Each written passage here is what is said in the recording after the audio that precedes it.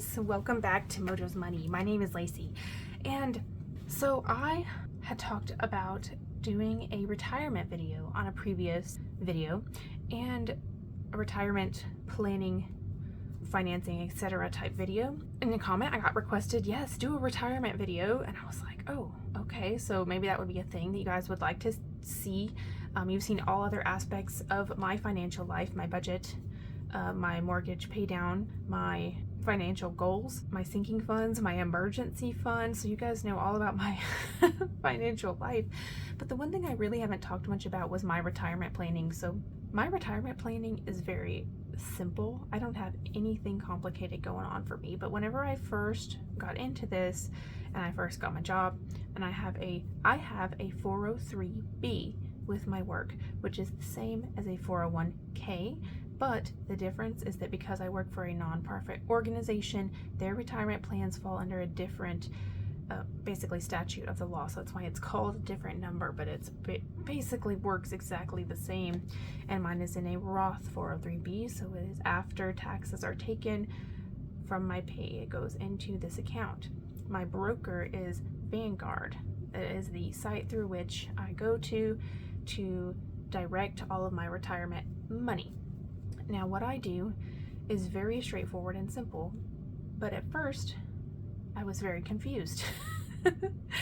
This is not something that I personally was taught about as a kid growing up, or in my high school, or gosh, even in college, because I was a biology major and then I have a different professional degree.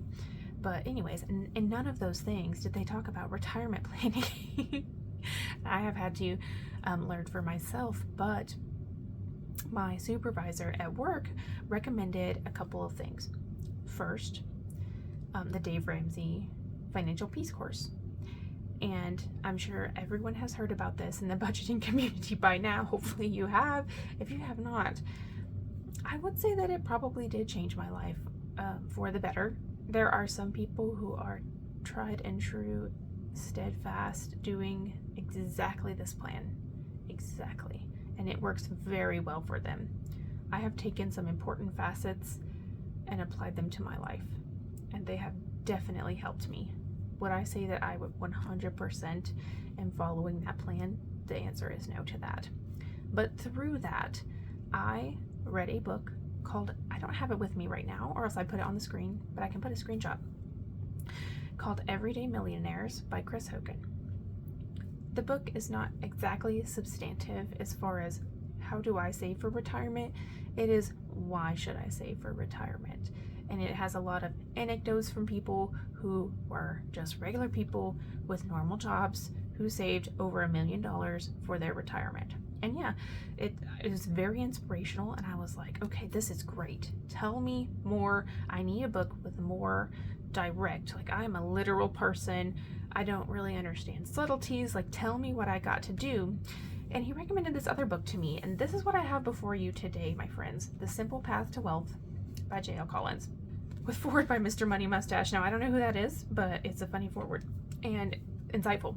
So, as a synopsis of this book, what J.L. Collins recommends, and just to let you know, this book, the copyright is from 2016, so obviously the financial world has changed very drastically in the past, 7 years since this book was written.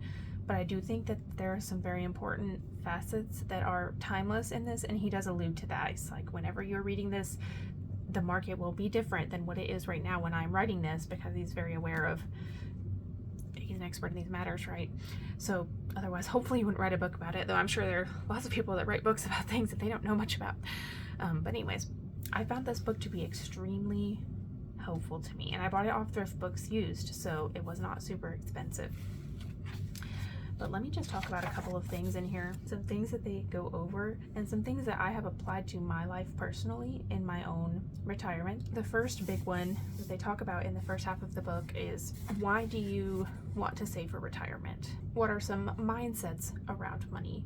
And why is the stock market the best place to invest your money? And why the whole system seems so complicated and so unapproachable, but in reality you can boil it down to a couple of very simple principles. So this book explained for me the difference between stocks and bonds, which I did not know. You guys probably know all about this. The difference in your 401k versus your own IRA.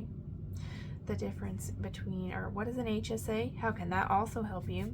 When you finally come to draw your retirement, what is the, like your RMDs, your recommended minimum distributions, etc. These terms that I did not know about. This author sums all of those terms up for you in a direction that I personally found very easy to understand. About individual stocks and the riskiness of that. He talked about being too safe, like investing in mainly bonds. And he also talked about basically how long do I do it, how much should I be investing, and what should I be investing in. And their main thing was you need to invest in index funds, the big ones. Like he literally said there's 2 index funds that he likes, that he believes that you should invest in. Let's go ahead and turn to that. Let's just talk about that for a second. There's fun words in here like rubbish. But anyways, index funds. Index funds, they're groups of stocks from certain businesses. This is all difficult for me to explain because I'm not an expert in this, and I definitely recommend you read the book. But there are certain index funds, such as the one that he lists, the VTSAX, which is the Vanguard Total Stock Market Index Fund. There are times when the market goes up and down, and that's another thing talked about in this book. The stock market does go up and down, but generally over time, since it was a concept in like the 1920s, it's 1918, but it was very early on in the 20th century, the general trend has always been upward, and sometimes faster than others, sometimes slower than others. There have been a few times of depressions, very few, like 2. So anyways, very interesting stuff. Investing in large, highly performing index funds that you manage yourself is what is recommended. And he also recommends that you invest as much as possible, up to 50% of your income, which, okay, that's great. But let's talk about that. So I cannot, most people cannot invest that much money. Look, I don't even know how anyone does that, honestly, but unless you are living well below your means, which is, I guess, possible, but very difficult in this day and age. However, let me take you away from the book. The book is great. The book is cool. I think everyone should read it and take some tenets from it if they are very interested in just plodding along. You're investing, you're investing, you're investing. They also talk about if you have your 401k, or in my case a 403b, and you want to retire ASAP, right? The recommended order is fully fund the workplace match and your 401k or 403b. Then fully fund your IRA. He actually recommends regular IRAs instead of Roth because the tax rates may be different when you get to that point in your life when you retire, but nonetheless. And then Dave Ramsey recommends the opposite. He recommends only the Roth so that it's tax-free when you retire. You don't have to pay any other taxes, but you did pay all your taxes now. So either way, you're paying taxes, whether it's higher or lower. When you get there, it might actually be higher because you're in a different, you're in some different tax brackets if you have that kind of money. Will you be drawing that kind of money? I don't know. That's the question. Anyways, after the workplace retirement is fully funded and the IRA is fully funded, they recommend then to get your own brokerage account and invest outside of that because you cannot withdraw your retirement money until you are of a certain age. There's a thread on this. But your brokerage accounts, you can withdraw from that anytime you wish. And they go into a lot more detail on that. However, I'm not to that point in my life. So let me step away from this book for just a second and talk about what I am actively doing right now. I currently have my check that comes in. I take 5% of my gross income, even though it's a Roth, right? So I pay taxes on it, but then I still pay that amount that would have been from the gross, even though it's from the net. 5% of my income every paycheck goes to this Roth 403b, which is not as much as most financial experts would recommend that you do that. And I'm not a financial expert, and I'm not recommending that you do that. I'm just telling you what I am doing. I also have an amazing workplace as far as retirement goes, because it is not even a match. They put 20% of my net income into my retirement account. Yeah, you heard that number correctly. 20%. It's amazing. I'm like, my mouth was agape when I heard about this. You do have to be at the company for a year before they will start doing that.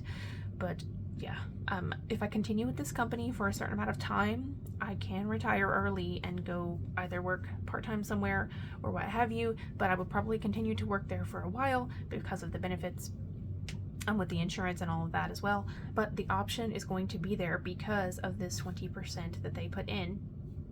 And so just crunching a little bit of numbers for you, the 5% that I put in is currently amounts to $450 per month that I put in to the account. And then my workplace puts in between $700 and $800 per month. So I will have to look at my most recent statement, but I believe it is between $700 and $800 that they put in each month. So my account is currently getting almost $1,200 per month for my retirement. I have not funded an IRA yet. Whenever I can max that amount out to the maximum that you can put into your 403b per year, which I think it's like $18,000. Ooh, don't quote me on that. It's up there. But I will start working on my Roth IRA, which has $1,000 in it total right now, because I put money from my stimulus check, one of my stimulus checks, into that whenever there was the federal stimulus that went out a few years ago. So yes, that has $1,000 just chilling in it. It's actually gone down in value over time because of the condition of the stock market that has not been spectacular for a hot minute, for the past 3 years. But yes, so my total retirement account right now, I can try to find a screenshot of this too, maybe. I don't know about the screenshots. I just wanted to talk about this. My total, all of my retirement accounts combined, have $40,000 currently in there. Now, I haven't been working super long. My working life is now only 5 years. Before that, I was working through my college, or like delivering papers or things like that. So I did was like a farmhand for a while, but anyways, none of that had retirement benefits, right? So the time that I have been putting this in has been 5 years, and I have 40,000 in there, which is not like spectacular for this point in my life. I'm currently 29 years old, but it's not terrible either. There are some people who have never been privileged enough to be able to do that, and I just consider myself very privileged in that I have been able to save that much for my retirement. And anyways, so that is what I have got going on personally. I'm continuing on this path. If you guys have any questions about that, please feel free to ask me, but I do not promise that I will have an answer. Like, I have minimal knowledge. I told you the 2 books that I have read on retirement. I don't even know if my strategy is the best, right? I am only investing in 2 index funds. Well, 3, I guess, if you count the IRA. And they are as follows. I will put these on the screen. And yeah, I literally just 50% in one, 50% in the other. And then the one for my IRA is the Vanguard Star Index Fund, because it only had a minimum of $1,000, and I only had $1,000, so that's what it got. The others had a minimum of $3,000, and yeah, at the time when I first opened the account, obviously I didn't have $3,000, so I was invested in a different index fund, but I have switched these over because they are a little bit more steadfast than some of the smaller, more initial starter funds. But anyways, that's what I do. That's the amount that I got in there. That's what I invest every month. If you haven't read those 2 books, please try it out. You don't have to take any of their advice. If you think that's the most terriblest book you've ever read in your life, and it's the worst advice you've ever received, Please give me different recommendations. I will want to know.